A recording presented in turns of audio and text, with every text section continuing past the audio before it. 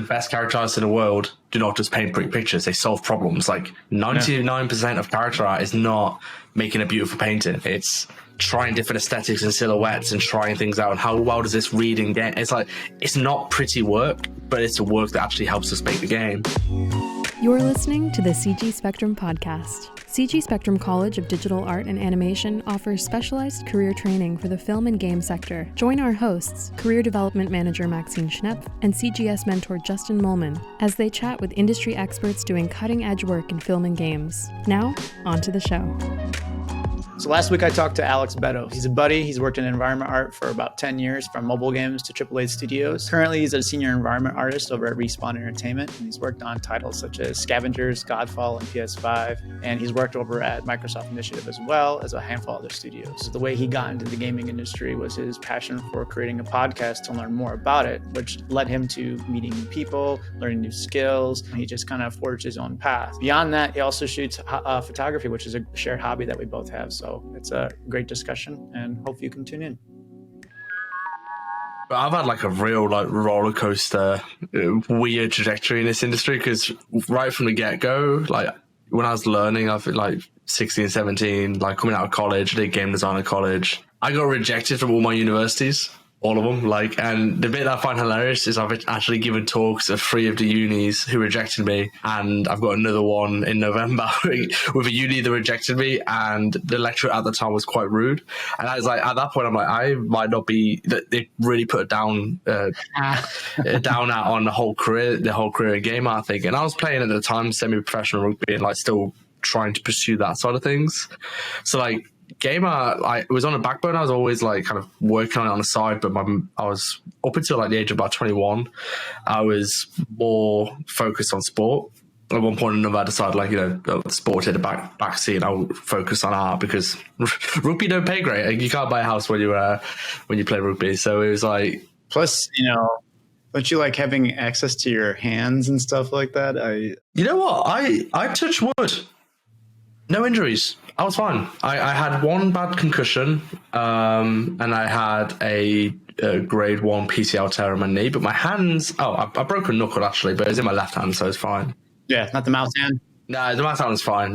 Stayed fine. I was always quite cautious anyway. Like I put a lot of tape and stuff on my hands anyway when I played. But yeah, so when I decided to sort of focus back on game art, I was working in mobile games and iGaming. And for those who don't know, iGaming is essentially like gambling type games. I was kind of not really making any real progress. I didn't actually start taking things really seriously till I was probably about 24. That was when I met a great community, the Dynasty community, Jeremy Estrelado, the lead environment artist at Ubisoft Massive. And he gave some really good advice. He did a portfolio review, and he gave me some really good advice. And it kind of shook me awake a little bit, just how silly I had been and how much I've wasted opportunities or wasted my time. So I sort of just how pragmatic I was in my rugby career, I sort of applied the same logic to my art career, and then planned everything, set up a 2-year development plan. Kind of the rest is history. I managed to kind of get to know people and network really well through. I started the podcast. That was because I didn't go to university. Those initial years, I was very much I felt like I was in the dark. I didn't know anyone. I didn't know the industry. I didn't know how the industry worked. So I started a podcast purely selfishly. I just wanted to have the opportunity to speak to people and kind of start to get an understanding of this industry and how it actually works. And, it put it online and people really liked it. But that gave me a lot of connections that allowed me to meet Clinton Crumpler and Taylor Brandenberger and start to get my foot in the door with Decagon, the outsource studio. And then from there, I think most of my gigs in AAA have come from people I knew via podcasting. Counterplay, I knew Tim Simpson. He was also one of the guys who, when I was younger, I was messaging artists all the time, asking for advice and all this kind of stuff. And Tim was one of the people who was gave me a really thorough response and lots of back and forth. But I had him on a podcast, and he helped me get in a Counterplay. Same happened with the Initiative. I knew Kurt Kupsa from Counterplay and the podcast, and I went there. And now with Respawn, I knew Joby and Billy, and it's a kind of a very unconventional route. I mean, a lot of my peers, in fact, all of my friendship group did it the conventional way. It was university, out of university, straight into a junior role, and it's like a very linear progression. Mine was kind of make zero progress forwards for like 5 years, and then managed to jump. My first like AAA role was as a senior environment artist, because I spent 6 years working as graphics artist, illustrator, animator, a principal artist / art director in the iGaming industry. So like I had 6 years already, like doing bits, but by the time I actually got to AAA, it was like a senior / lead at Decagon. So it's like very weird route, and it's very unconventional. So it's definitely not the norm, but that's kind of me in a very quick nutshell. There's a lot of things you said that also happened to me. I remember all these schools. I won't say the schools. I kind of want to say the schools, but I don't want to say the schools. I know, I really want to. Yeah, like I know what you mean. Like they're like rejection. So I ended up going to like not a good school. The school I ended up going to was so bad that not only did it close, they knocked the building down. It's like, yeah. Oh, wow. But since then, the other schools have like, come on, do a talk. Come over here and do this and this. I want to be like, ooh, no. But then I'm like, yeah, it's, there's obviously various like reasons why. And then like, if you have that knowledge, yeah, share it with them. And I think the way that you went ahead and progressed through the industry is actually the reason why you're doing so well is because, you tackled something that many people don't ever tackle off the bat, because they think that the software and the tech skills are the end all be all. Do you feel like playing rugby, which I didn't know you did, I know you do jiu-jitsu and other stuff. I was like, all right, cool. You do rugby? Nice. And I had played sports too before. Like before I was like all sports, and then I was like, and then I stopped once I started doing like creative stuff. But do you think that helped with you being able to communicate and be in a team? Yes and no. I think high-level rugby, like professional rugby, is very cutthroat. It's actually funny enough, I find a lot of parallels to rugby in the games industry. Like, there's 0.1% of people who want to be in the games industry as an artist are in the industry, and the other 99% are not. Like, when you look at, I think to be in the top like 1 percentile on ArtStation, you need 80 likes on a post or something like that. And that just puts it into perspective. Like, because I remember when I just got like, I thought, 100 likes isn't much on ArtStation for me as like a senior environment artist. But I'm like, that's like top 0.5 percentile. Like, there's a lot of people who want to be here. And same for rugby. The majority of rugby players are amateur. There's that parallel. But in terms of working with a team, the difficult thing is our industry, the games industry, is a very creative industry. It's also it's hard to describe, like, not passive aggressive, but in rugby, you're told you're like, you are like, they'll do a video session, and they'll be in front of everyone, the squad, the staff, everything. They'll go, okay, Alex, here's a clip of you making a really big silly mistake, and they'll play it in front of everyone, and they'll just point you out in this crowd and go, so Alex, why'd you make that mistake? And I'm like, because I was lazy. And they're like, yeah, you were lazy, you gonna do it again? And I'm like, no, I won't do it again, I promise. And then it's like, it's very brutal and a bit too blunt and a bit over the top, but it definitely like hardens you, makes you get thick skin. So when you then enter the games industry, like, having a thick skin was not an issue. Like, also being my development in rugby, I'm not a natural athlete. I am like Bambi on ice. I have hands like butter. I can't catch a ball. So I had to work very, very hard. They always call me overachiever. Like, it was a quote from Last Dance, the Michael Jordan documentary. Steve Kerr went through the same thing. He's like, he's playing at a very high level when he probably should have been. He did very well to get where he was. So I was always used to being like the worst player in the team. So when I got into the games industry and at an older age, like, and there's all these people better than me, I'm like, kind of okay with being this guy.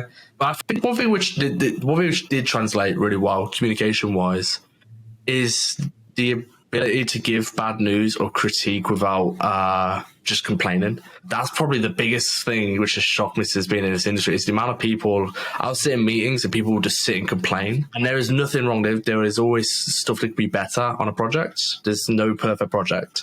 However, there is a way to deliver that information without making it a battle. Like, unfortunately, even like artists and designers, they're the eternal enemies on a games production. You can't just sit and go, oh, your art's really bad and it's breaking my stuff, or me say, oh, your design's really bad, it's breaking my stuff. Like, you have to be able to deliver critique without it being a battle. And in rugby, you have to learn to do that because you have teammates and they make each other look good or bad. And you have to learn to like tread that line. And entering the industry, it came very naturally playing that role. And it's probably one of the reasons I was able to progress quite quickly to senior, was I was very good at communicating bad news in a positive way, like so that everyone walks away from the conversation happy rather than somebody feeling defeated, like I've just told them you're bad and you need to fix your thing. It was more, oh, okay, there's a thing that can be better and we're going to work together to make it better. That definitely translated from rugby days. And then you mentioned communication too, because that was the other point I was going to bring up. It seems that you taking the initiative to like identify people who inspired you, but also identify questions you had. Like the podcast was a really good tool for you to handle your soft skills with communication and problem solving, which I think so many people, I mean, whether it's, the junior artists I've worked with or the students I've worked with in the past, like almost 2 decades. Wow, I'm old. Yeah, I know, right? And don't say that. But like the one thing I would always see is that they are always a kind of like not obsessed, but like very, very focused, borderline obsessed with, I want my stuff to look the best. But there was this, some of them wouldn't put the effort in, but the people who did, it's like they forego every other skill set, like, which is communication and like problem solving and all these things. And yeah. I think you doing the podcast on top of that really cemented your ability to ask questions, to know how to communicate, to to find motivation. Does that sound about right? Yeah, I think there's a big problem with like the way our industry's progression is shocking anyway. Like, there's people who enter the industry as a junior, and within 5 years they could be a senior, and it's like there's a whole lot of responsibility that scales with that, and then you've got the issue of seniors to leads and that whole skill set thing. But the hard bit is to enter the industry, it's a meritocracy. Like, you just need the best art. Like, your soft skills and like getting past an interview are less apparent, especially as a junior. Like, if I'm interviewing someone, the first thing, you're not even getting an interview without having a killer portfolio. And by that point, like you have to obviously, as a junior then, or someone who's looking to enter the industry, you focus so hard on these technical hard skills because that's the thing that gets you in a door. The problem is to then progress and thrive in this industry, it's amazing how much the hard skills dial back and the soft skills dial up. I would take, and I've had conversations with peers about this at nearly every studio. I would take say you have like a rock star artist who's 100% skill in, or like, 100 skill in, creating art, but their like soft skills are 60.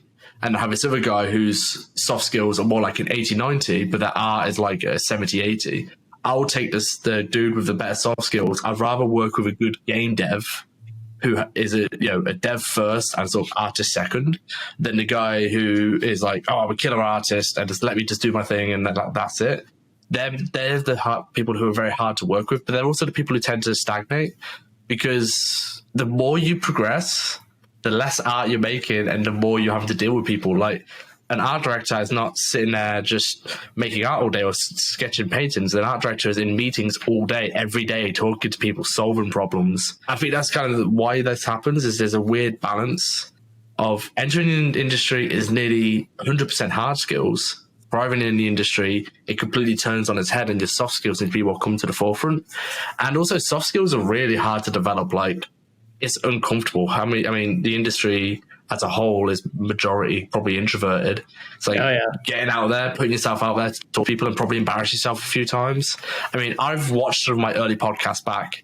It ain't pretty. Like, I talk, I stutter, I slur my words. I still do now, to be honest. I remember my first public speaking gig was a Vertex talk in London, and I was umming and ahhing and I was stumbling on my words, and it's like, but by going through that, it's made me a much better speaker, a much better communicator. Another thing I think helped with that was, before entering AAA, I was in iGaming and mobile games. You progress very quickly in them industries to a level, like to principal or art director, and by doing that, I was having to mentor people and teach quite a lot. And I taught, even at college, when I was at college in my second year, I had my lecturer just went missing, disappeared for like a year, and there was no one to teach 3D. So I volunteered to help teach. I do enjoy teaching, but when you're teaching, you have to articulate your ideas. Like, it's kind of like and I'm trying to get better at this. Like with Blender, I'm mainly a Blender user now. And someone will say to me, how do you do X, Y, and Z? And I'm like, I can't tell you. I need to open Blender and figure it out and like tell you like that. Yeah. When you're teaching, you need to be able to articulate your ideas on the fly. So by doing a lot of teaching in the past, I think that's helped me be able to explain things better and speak better, more coherently in regards to game art. I think that's a big contributing factor. Hey everyone, we're quickly interrupting this episode to tell you about a great resource, CG Spectrum's Career Pathways. The entertainment industry is full of exciting opportunities to let your creativity run wild. Choose your field of interest from animation to 3D modeling, digital painting, game development, visual effects, and virtual production. And on our website, explore the different career paths available to you. Once you've set your sights on your dream job, we'll help you get there with our expert career training and mentorship from an industry pro. Learn more at cgspectrum.com/career-pathways. We're bringing the industry to you. Yeah, it's an interesting point you brought up about how the skill sets flip the longer. I still think soft skills are huge, even when you're a junior. It is weird that there is this, and I've seen this from many students and junior artists. It's like they want to get to their goals right away. They want to be a senior elite right away, and they don't understand, or they want to get paid X amount of dollars right away and all stuff. And I'm like, that's not how it works. But I worked hard. And I'm like, no, it doesn't matter. It's not. Everyone's working hard. Yeah, you got to pay your dues. It's not like you can just walk into a theater and be like, "Well, I'm going to be the next Steven Spielberg." Like, look at his career.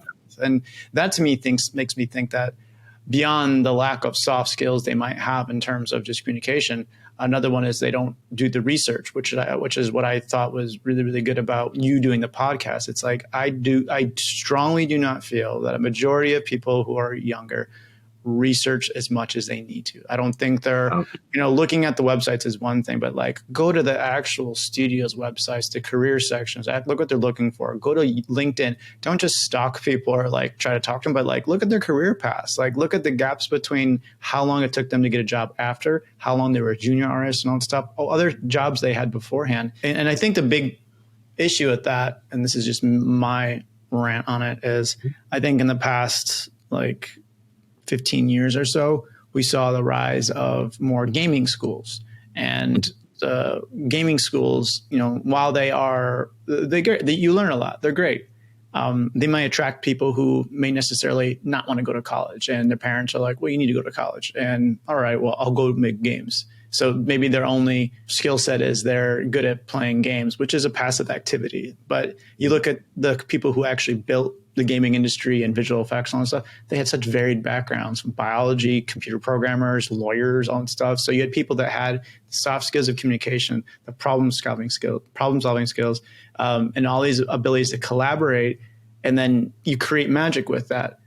And what I'm seeing now is that we're having these schools, and you're seeing people who are inspired by games, which is great, but that seems to be the crutch that they stand on. And they're like, here's all the games I play. I'm like, but look at all these books you could read, or go hike or adventure, or all these, like, there's so many things that they're not putting into their creativity basket to make them feel inspired, to bring good ideas to the table or make them better developers. And on top of that, they're demanding like, hey, I should be a senior or a lead. I'm like, you got a long way to go. And you should focus on the journey. Like right now, let's talk about that, because you mentioned pragmatic. And then for those of you who don't know what pragmatic means, it just means you're very focused. And I might be messing this up, but you're focused and you have a clear picture of what you want to do, and you're very active with it. So you kind of plan stuff out very thoroughly, and like so for me, like everything I do, I have to be very like, okay, I have like what I'm going to do on a week-to-week basis, month-to-month basis, and a year-to-year basis. And I kind of at the point of like, okay, I'm going to sort my career out, I'm going to get myself in order. I basically planned my 20s. And I was like, okay, let's get the 20s out of the way first. And that was with a few bumps, but there was some serious bumps there because there's a lot of I had the wrong mindset of. Yeah. So the issue was after Jeremy looked at my portfolio, the first thing he said, and it's kind of to your point of not researching properly, and I didn't research either. It's one of the mistakes I made. He looked at my portfolio at the time, and I actually have the image saved on my computer of my portfolio, a screenshot of him doing the stream and what my portfolio looked like. And it's like a random piece of sci-fi stuff, some stylized weapons, a character, a bad environment, and a piece of tech art. And he looked at my portfolio, and the first thing he said is, I have no idea what you are. Like, you say environment artist. Yeah, it doesn't look like this. And then I don't even know where you want to work. I can't tell what type of artist you are. And where you want to work was like a bit that really stuck with me. And it's now, I do a lot of mentoring. Before anyone starts the mentorship, they need to like send me a paragraph of where they want to work and why. And that helps me assess where their head's at. And in a lot of my talks, I always start with this. It's like, okay, someone says to me, I want to work at Naughty Dog. Naughty Dog, so this is such a cliche example, but it's the easy example. And it's like, okay, I want to work at Naughty Dog. Cool, okay. Do you know what you're getting yourself in for? Because Naughty Dog is the top of the top A-list talent. It's hard. It's, if you're going to Naughty Dog, you're going there for a reason. You're going there because you want to create the best looking game you could possibly make. And that's not always fun. It's incredibly challenging. You actually want that. And it's like, that's one example, right? And then it's like, oh, actually, that's quite a tall order. You do want to be the Michael Jordan of game art. So it's like, okay, there's that. Another end spectrum. I want to work on stylized art. Cool, okay. Well, that's kind of generic. What do you mean? Do you mean Overwatch? Do you mean League of Legends? Do you mean Valorant? Do you mean God of War? God of War is technically stylized. Like, it's not completely 100% realistic. So what do you mean? You have to articulate this. And they're like, oh, I don't know. I just mean stylized. I'm like, okay, so you need to go away and come back and actually figure out what you mean. Same with, I want to work on sci-fi. Okay. Well, you've got something like 343 with Halo and you have Star Citizen with Cloud Imperium. It's like, they're both sci-fi, but they're wildly different pipelines and they're wildly different games. Which is the type of game you want to work on and not the type of game you want to play. A lot of the games I like to play aren't the type of games I like to make. And vice versa. And that's the case for a lot of people. But most young artists are just like, hey, I love racing games, so I'm going to make racing games. And it might turn out that you actually hate making racing games. Yeah. So that initial question of understanding where you want to be and tailoring your portfolio towards that is the biggest hurdle. And it's like, it's where 99% of people get tripped up on. And then it takes a bunch of tripping up before you actually go, okay, maybe I need to focus up a little bit more.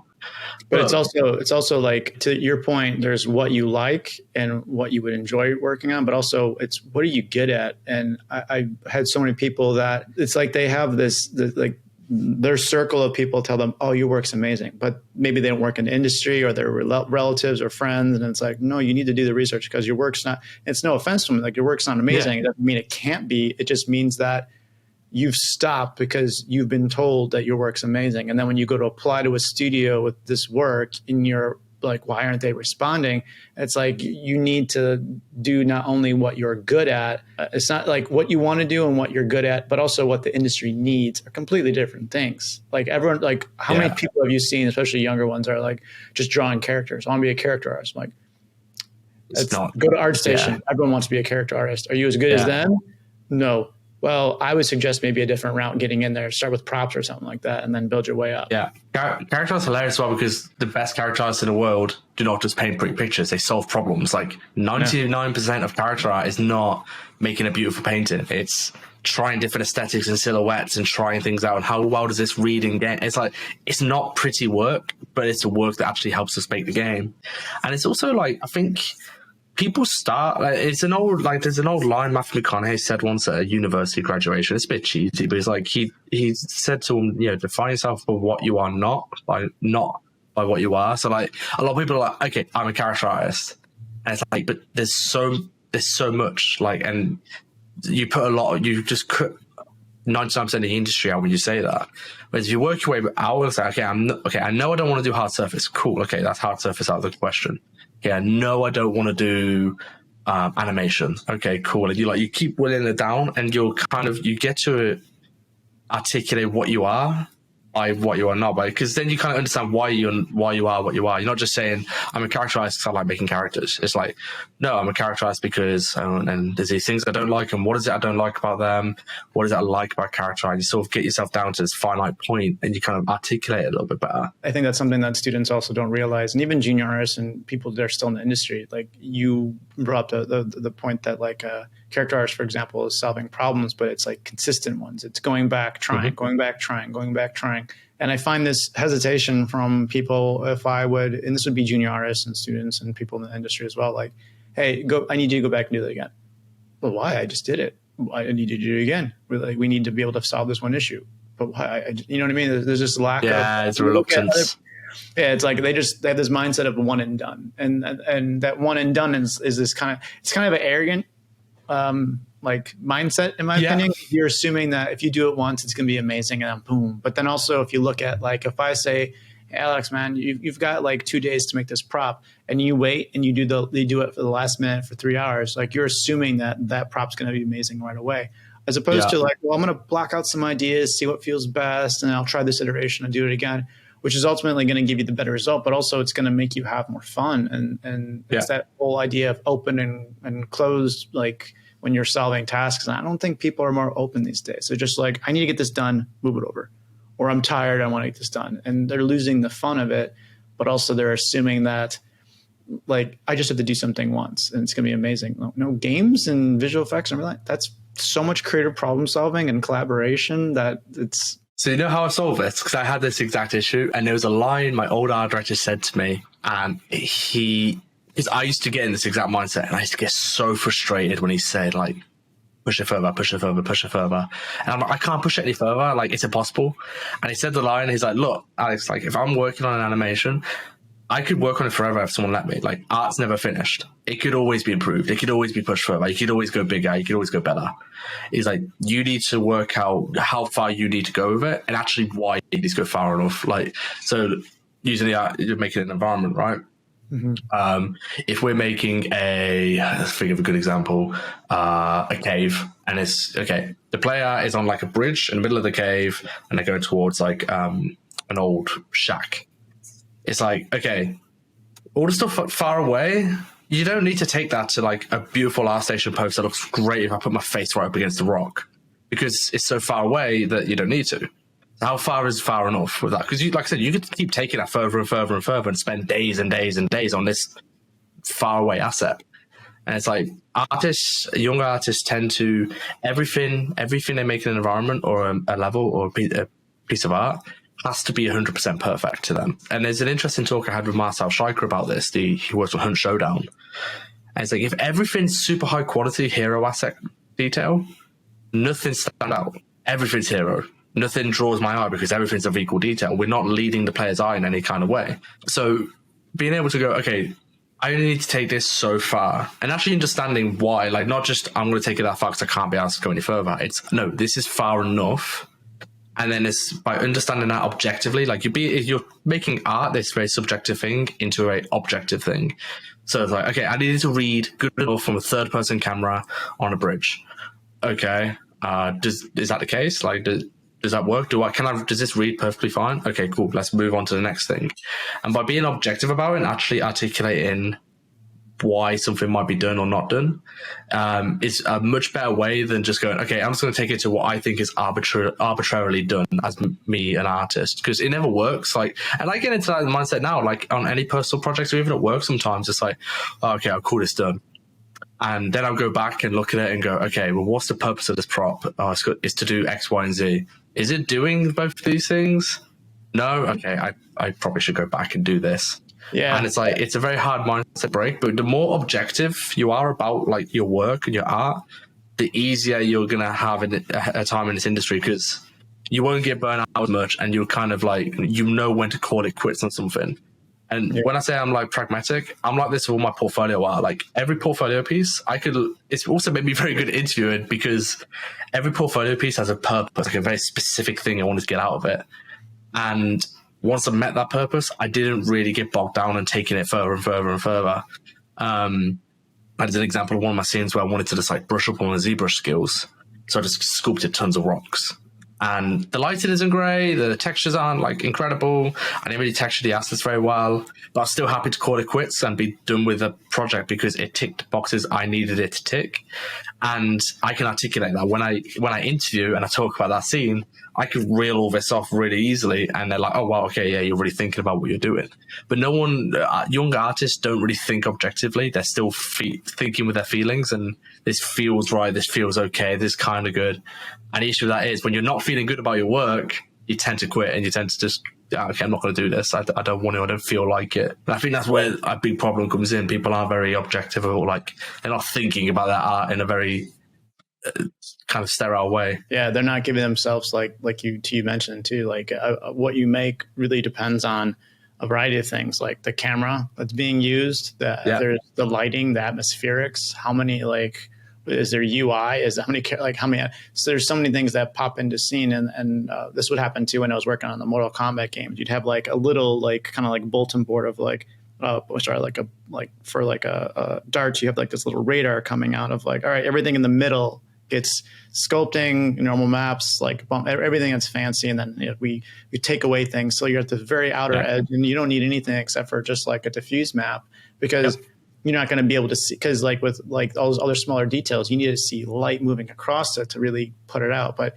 beyond that, there are other things. Like that's why traditional skills too, like composition and like really understanding like lighting and rule of thirds and all that stuff really comes into play, because it's never just how much detail you can put into an asset. And if you have those objectives, like you said, which is why I always really loved what Pixar did with all their movies. It was they wrapped the story around a technical advance that they wanted to do internally as a studio. Yeah, like, we want to learn water. Let's do Finding Nemo. We wanted to learn do hair. Let's do Monsters Inc. Like these things. And if you're like, I want to learn how to do like get better at ZBrush, well, I'm going to do a cave. So like your main focus was that, and you can identify that when you're having a discussion with other people, and it allows you to kind of put it down and move forward to your next thing. And you can take that next skill, and then maybe your next scene is like, well, now that I did that, maybe I want to learn how to do foliage better. So it's creating work that not only serves a purpose for what your portfolio could be in terms of like, hey, you want to go work for like Naughty Dog one day, you're going to need to have like more natural stuff. Just look at their games, do your research. Mm-hmm.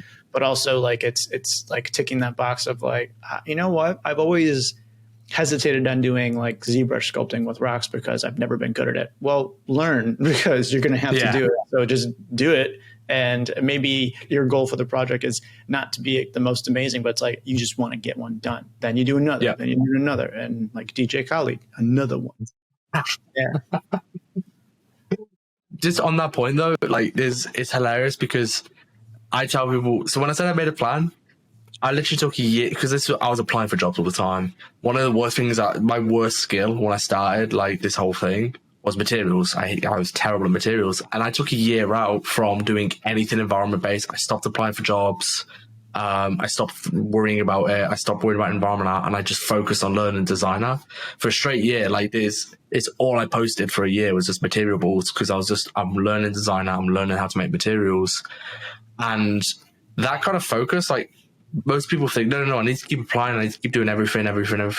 You can't learn everything at once as well. Like each piece tackles a different skill. I did one piece as well, one of my early scenes, which took like, I basically spent 6 months on, got burnt out, came back and finished it after 3 months, because I tried to learn everything at once. Tackling projects in a more bite-sized way. So it's like, okay, one material, I'm going to learn to use Marvelous Designer.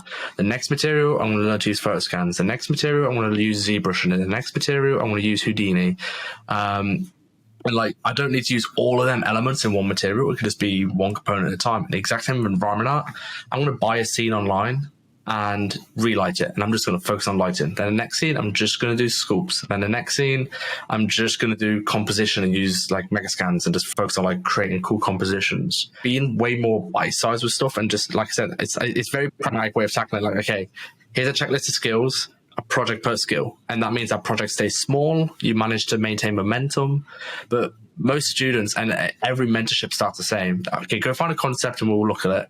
There's one, I've had the same concept come back 3 times. I've had about 15, 16 students, and it's this like Viking Valley of a massive Nordic temple in snow, a snowy mountain with ice and all that sort of stuff. And I'm like, okay, this person has never sculpted, they've never made a material, they've never made a UE4C, they've never made a modular kit. And I'm like, you've picked something that I'd find challenging. Like, this scene you've showed me is, for me, a 6-month project. There's so much in here. Like, let's narrow it down to like a tiny alleyway so we can actually complete this in a reasonable amount of time. And that's the scoping of projects in their career is the thing nobody does. No, literally everybody will make the same mistake.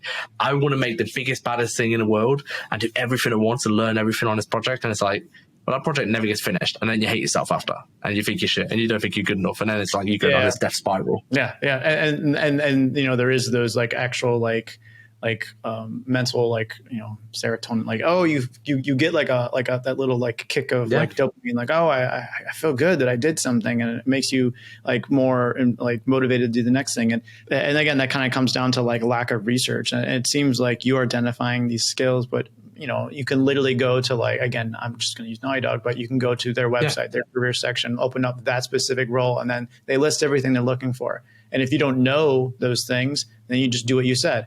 Do a project demonstrating each of those skills, and then highlight that in the description. And then, like, this is something we always see with like the rookies, for example. People would submit stuff and they'd be like, well, why didn't I get chosen? I'm like, you gave us like one render. It wasn't terribly good. I could see your content's good, but we need better renders so we can see that you understand composition lighting, but also show us your work. And then beyond that, identify why you did what you did, what software you used, and like what you learned from it. It's not hard. Like, if you can't identify those things, that tells me that you're, like you just said earlier, you're making it based on feeling. You're not making something based on objectivity. Take that a step further. You're thinking about going on a website. Dude, type into ArtStation Last of Us 2 and click on all the environments, look at all the breakdowns, all the stuff that goes in. Okay, like Jared Sabata, like a fantastic foliage artist, and like mesh artist, Naughty Dog. Cool, let's look through his entire portfolio. Okay, these are all the skills he has. Oh, he's sculpted some bits. He's made some foliage. He made a forest. He made some materials with ZBrush. That's important. Okay, I basically got a checklist on how to be an environment artist for Naughty Dog. And you could apply that logic to literally every game ever on ArtStation.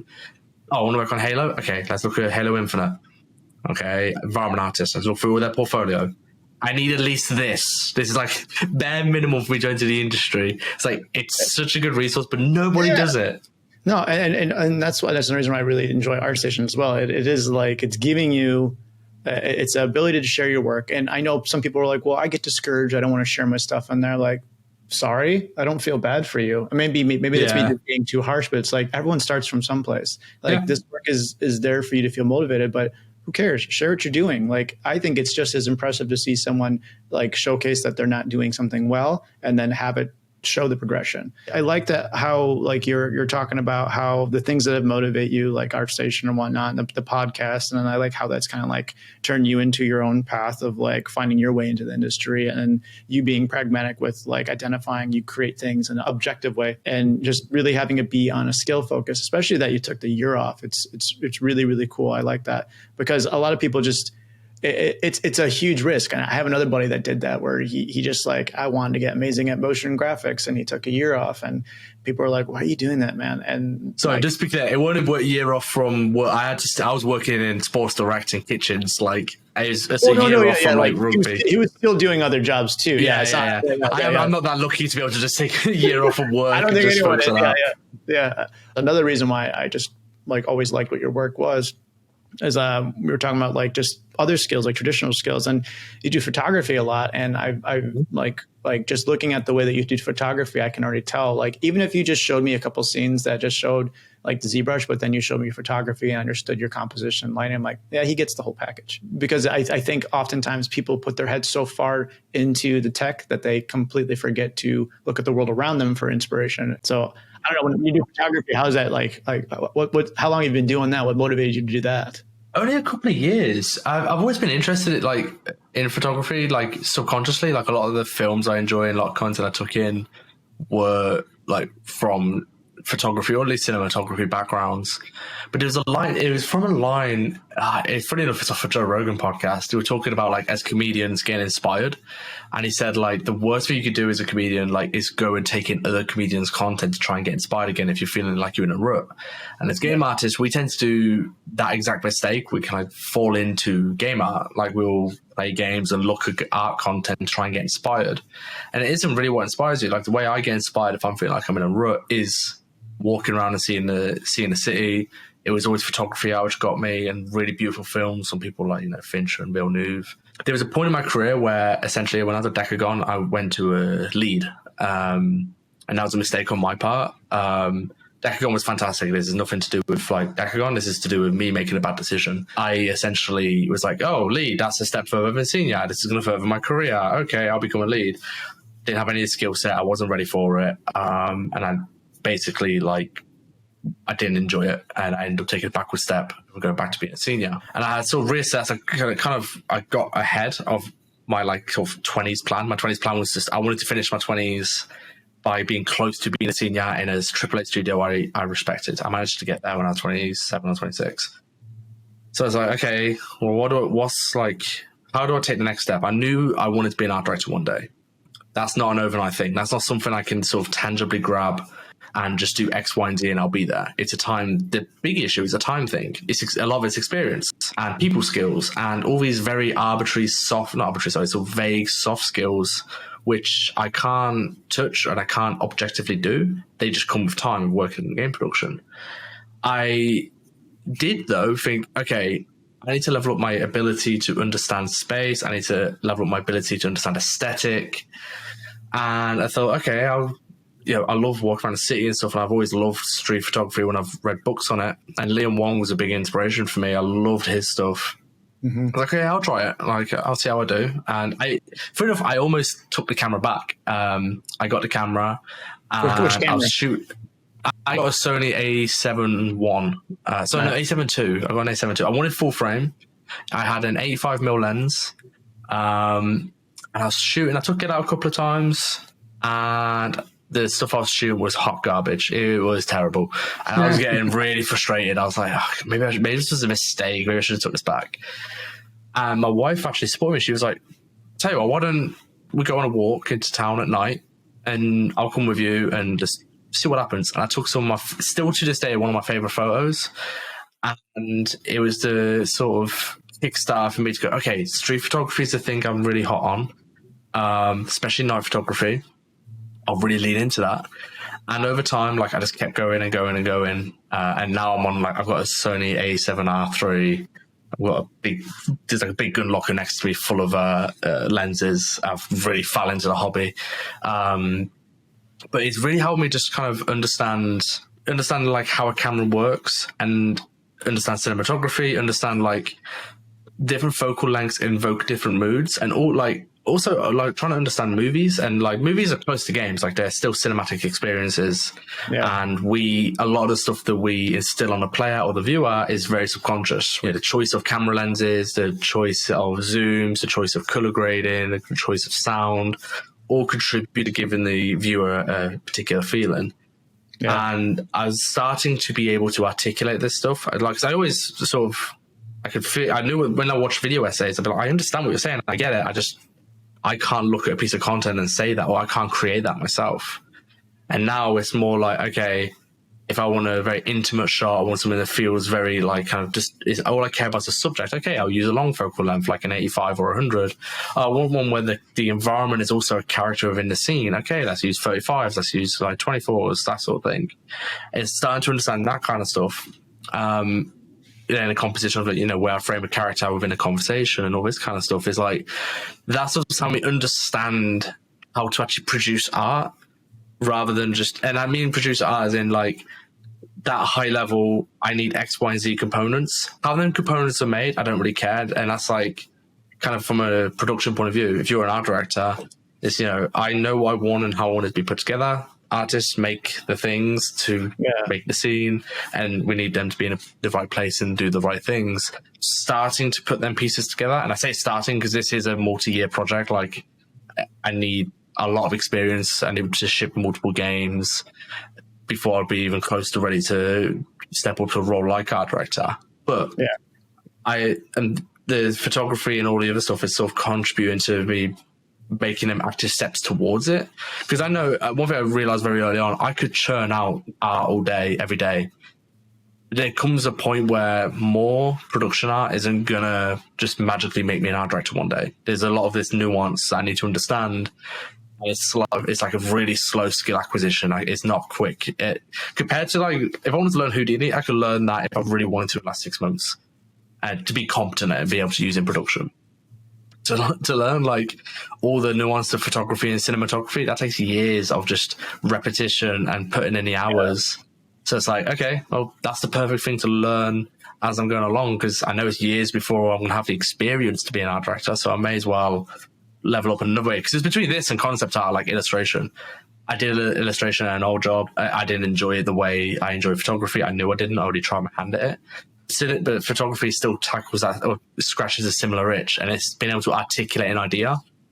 So that, in combination with podcasting, like I'm starting to get better at describing what I want when I'm creating something, even if it's just to myself. Like when I'm writing notes, I've storyboarded multiple ideas, film documentaries, all these sorts of things. And being able to storyboard and say, I want this shot. And it's like writing a note. Why do I actually want this shot? Why have I chose this shot? Okay, X, Y, and Z. Or why have I chose this shot? Oh, I don't actually have a reason. I just kind of chose it. Okay, I need to go back to that shot and actually figure out why I'm using this shot. And if I can't articulate why, I need to scrap it. And that's been quite useful. Yeah, no, I mean, and like you said too, like if your end goal is an art director, it's recognizing that creating more art is not going to make you an art director. At the end of the day, an art director is someone who's not only like helping with the vision, the mood, but they help putting together the scene, identifying like the color palettes, like the lighting, the composition, all those other stuff. But then they also have to talk to the team, lead by example, be able to like what you said before earlier with teaching, like you know how to do something, but it's different when you're explaining to someone else, but also being patient enough and giving feedback. There's so many other skills that you have, and you being aware of that and identifying that you do want to have that, I always think is important, especially to, you know, anyone that's trying to get into these industries or stay in these industries. I think you do need to be pragmatic about like your career. You don't have to necessarily, like, you can give yourself some flexibility, but I was the same way. Like I wanted to do X, Y, Z, this. I spent majority of my career doing content development environment. Then I went into art direction, and you know, lately I've been doing more creative and production stuff. And I'm like, oh, this is great because I enjoy talking. I'm using my teaching experience and like everything like that. It just makes you kind of like a Swiss Army knife of creative problem solving. And that's ultimately what they're looking to you as an art director. But like you said, you have to get there. And the one thing I would always like encourage people who are trying to do stuff is also to enjoy the journey of becoming a junior artist, or even the hustle of being a student, and then, or not even getting like, hey, I don't know if I'm going to go to school. I have to self-teach myself. I got to get myself into this industry. Like, enjoy the whole journey, because if you're stressing the whole time, everyone can feel the stress radiating from you. And when you're in an interview, no one's going to want to be like, oh yeah, I can't wait to work 9 hours a day sometimes, or 10 hours next to this person who's a ball of stress right now. Let's see how they react once we get them the payroll and have real expectations on them. So it's like, no, have fun. At the end of the day, we're not doctors, but like there's still that need to actually treat it like a job, because it is a job. We have a little bit of time left. Let's do a couple listener questions, and we'll kind of like rapid fire these a little bit. So where do you draw inspiration from for your fantasy environments? Fantasy, I think just great worlds, and a fantasy I'm taking as like anything fictional. So any world which can really make me fall in love with it. Like right now, I think a great example of that would be something like Arcane. I've never really been into the League of Legends. I've played League of Legends, but I've never been into the story. But there's a series where you just fall in love, you care about everything within that world. It's very hard to do with somebody, especially someone like me. Like it takes me a lot to get into something. So if I could find a piece of media that makes me just fall into it, and I just I forget time, I want to know everything about this world. That normally gives me a lot of inspiration, because it's kind of like, okay, what are the details that make this world so rich? And I use Arcane as the example because there's so much that goes into making that perfect. The art style, the camera direction, the cinematography, the choice of like camera angles and camera pans. That's just like high level stuff, not even talking about the characters and the character design and dialogue and all that kind of stuff. So it's finding content which like you fall into, and you just you care about every aspect of it. And it kind of, and you just by like thinking about that, you're going to know straight away a couple of things that your go-to things. Like if it's, for me right now, it's Cyberpunk and like Blade Runner and that whole kind of stuff is thing I'm loving at the moment. And it's like I just can spend 5 minutes playing Cyberpunk. I'm inspired by it, and I want to make content like that. And that's normally what I watch or play before going on a photo walk is something like that. Same with a book, Leon Wong books. Like they were the things that early on inspired me. It was I pick it up and I can't stop turning the page. I'm looking at every little detail on the page, and trying to figure out how did he color grade that? What would that start like? What would that look like raw? How would I shoot that? And if a piece of art or medium is making you think like that, you're probably being inspired by it. How do you find the time to do everything you've been doing, podcast, personal art, career, ArtStation, all that stuff without burning out? It's a term I use quite a lot. It's just managing your mental bandwidth, and everyone has different mental bandwidths. And when you max out your mental bandwidth, you get burnt out. And the way I do that is I stagger what I'm doing. So if you just sit and make art, so say you have a 9 to 5 making art, so that's 9 hours a day making art, and then you come home and then you make more art. It's like it's not a linear curve of time versus effort. It's an exponential curve. So like, it's the first few hours of your day, it's quite easy to make the art, but towards the end of the day, it's starting to drag. And it takes like a lot of energy just to press save or just to do a re-import or something like that. Then you imagine you get to the end of your work day, just opening Unreal to do like a personal project feels like so much effort. And that's that exponential curve I'm talking about. So I stagger my work. So it's, I'll spend 9 hours a day making art, or however long, and then I'm going to do a bit of admin tonight. Admin could be research, it could be just a study, like just looking at some art and like trying to reverse engineer it. It could be learning, watching tutorials on the side, speaking, mentoring. All these things use up different bits of energy, and the podcast came into that. Like that was something that I was able to do, something that contributed towards my career without having to sit down and make art. And it didn't tap into the same reservoir of energy as making the art did. So I think just try to divvy up your day better. Don't try and sit and just grind away at something for 14 hours. It won't work. I tried it. It really doesn't work. You need to have the variety within your day so that you don't ever sort of hit that point where it feels like a ton of effort to do a very simple task. Because that's what burnout also is. Like once you're burnt out, it feels like a monumental effort just to open the software or just to do real simple tasks. And that's what burnout kind of feels like. So just stagger your days. Like try to have like multiple different skill sets you're tackling in the day. And I don't mean art skill sets. I mean, if you're like really burnt out making art, practice your soft skills and hop into art communities and talk to different artists and just try to strike up dialogue and talk about the industry as a whole or talk about art as a whole. Sharpen vocabulary, sharpen your vocal skill, your verbal skills. That's still contributing to you as an artist. And if that's better than nothing, because that's the thing I think most people forget. They'll be like, oh, well, it's not making art, so it's not worth doing. And it's like, well, it's better than doing nothing though. Like a podcast may seem completely trivial to just sitting there making art or learning a new software, but it's better than doing nothing.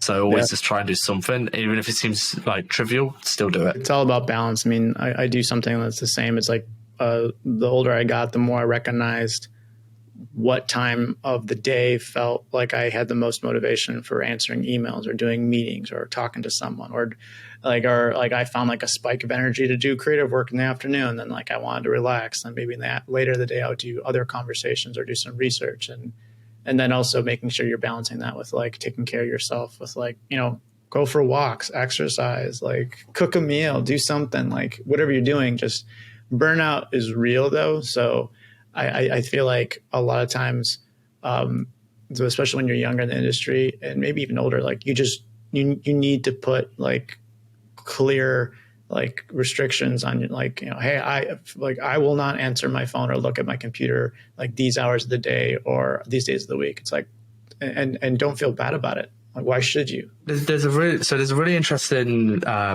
like kind of analogy someone gave. So there's this guy, Brian Dyson, who came up with his analogy that life is you're juggling 5 balls. One of them are glass, one of them is rubber. The rubber ball is a work ball and the 4 glass balls are family, friends, spirit, and health.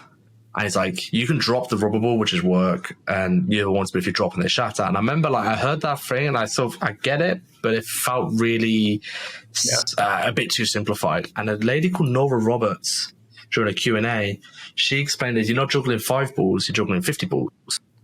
And, you have 10 work balls, 2 of them are glass, 8 of them are rubber, and you have like your family ones, and it's like most of them are glass, but there's a couple of rubber balls. And the example she gave was sometimes you are going to have to drop the sort of out of work thing because it's not as important. And the example she gave was you have a deadline for a really important meeting for a big contract that literally like is huge. That's a glass work ball. You can't drop that.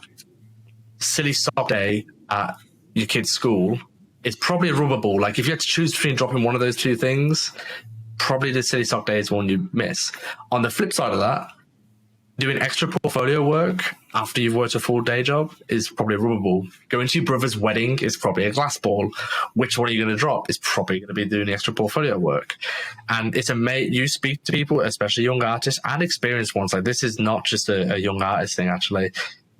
It's amazing how much they have not got that balance figured out. It's like everything in the work pile is a glass ball, and it's amazing how much they're willing to discount their own health, their family, their friends, and all of that is like dispensable compared to work. And it's like clearly that's not healthy, clearly that's not balanced. And on the flip side, I know people who everything at work is disposable, but then they'll complain that they're not progressing their careers. And I'm like, well, maybe you need to take work a little bit more seriously, and like if you really are serious about wanting to progress, maybe you should probably be looking at making a few of them work balls be glass and take them, treat them a little bit more fair. So it's just an interesting, just speaking of what you mentioned there, it reminded me of that. And it's like, when I speak to people about this, it's amazing how often they're like, I've never heard that, but like, it makes sense. Yeah, it does. That's a good one. Cool. Last one. What is your preferred software for creating environment art? How long is your notepad? Like, in making environment art, you need probably about 8 pieces of software. Yeah. I guess the list of stuff I would need, you need to be able to model stuff. So anything to model, I use Blender. You'll need to be able to create materials. I am mainly a substance designer guy to make my materials, but you can make them. I've also made them using like ZBrush and then taking them into Designer to polish up. You'll need to be able to texture your assets and make masks. You can use Substance Painter for that. And then Unreal Engine or any type of engine you want to use, but Unreal Engine mainly. That is such an oversimplification I can't begin to describe because there's so many other bits of software you could use.